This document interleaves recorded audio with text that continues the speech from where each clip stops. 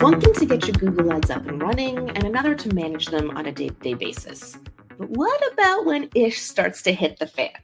Do you know how to solve your Google Ads mysteries with finesse, like Sherlock Holmes? Or are you more the bumbling but lovable Inspector Gadget?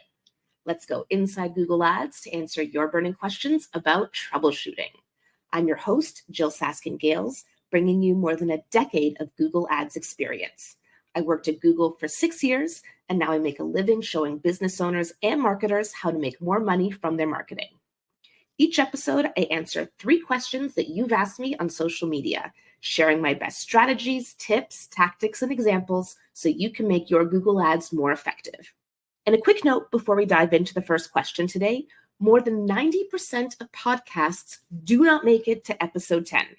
The podcaster simply stops posting before then. So I'm really excited and honored and thrilled to be sharing the 10th episode of Inside Google Ads with you. Thank you for being here. And to celebrate, I've changed up the way I'm ending each episode now based on some feedback I've received. So stay tuned for the first ever Insider Challenge at the end of this episode. Okay, our first question comes from Matin Mashayeke. I definitely pronounced that wrong on YouTube. And this user says, today I got eligible limited bid strategy. I don't know why I got this. Can you help me? What is this? How to fix it? Absolutely. Google Ads bid strategies can have many different statuses. Active, which means it's good and working well. Inactive, which means the campaign is paused or not running for some reason. Learning, which means you recently made a change to your bid strategy. Limited, that's what we'll dive into here. And then misconfigured, if your conversion actions aren't set up properly or there's some kind of issue using a portfolio bid strategy. So if you get eligible limited bid strategy, you could be limited by inventory, which means there's just not a lot of search volume. You could be limited by bid limits if you've set a max CPC that's preventing you from showing because it's just too low. You could be budget constrained. That's self-explanatory. And then this issue, limited by bid strategy. This can show up if you're not using an automated bid strategy like max conversions, target CPA, max conversion value, target ROAS. So if you check the status column, not the bid strategy column, but the status column, you'll see Google's recommendation for what you can do to fix this limited status. And if you don't want to take the recommendation, you don't have to. Remember, your ads are still eligible to show. They're just being limited in some way by your bid strategy. But maybe that's by design. Maybe it wouldn't be profitable or wouldn't get you the results you're looking for if you were to make those changes. So if you have eligible limited bid strategy, look at what Google's suggesting. If you want to take the suggestion, do. And if not, no worries. You're still eligible. You're still running ads. A friendly reminder that you can get the transcript of Inside Google Ads delivered to your inbox each week. Simply go to jyll.ca/inside Google Ads, that's JYLL.ca, or follow the link in the episode description to sign up. It's completely free. Our next question, oh, look at that, comes from the same user on YouTube. Love when I get great questions like this. So the next question is, I had like 10 clicks and suddenly it dropped to 5 clicks after an hour. Why?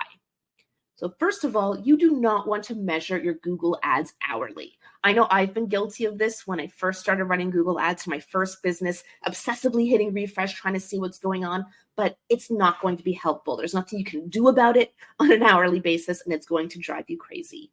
When you're trying to analyze your Google Ads results, I typically recommend looking at the last 30 days and optimizing based on information from the last 30 days. The only exception is if you've just launched a campaign, maybe you want to check it daily for the first couple of days, but that's it.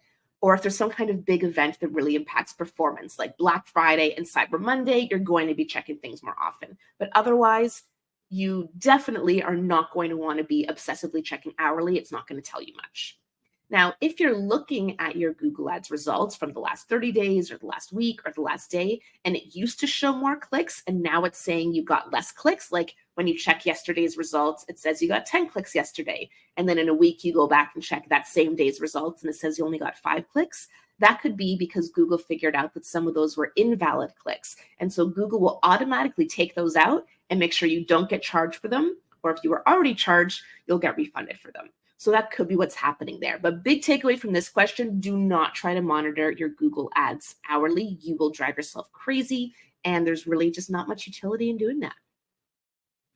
In this episode, I'm sharing some of my best tips to help you solve your own Google Ads problems. If your account has you stumped or you still want a second opinion, I'd be happy to audit your Google Ads account for you.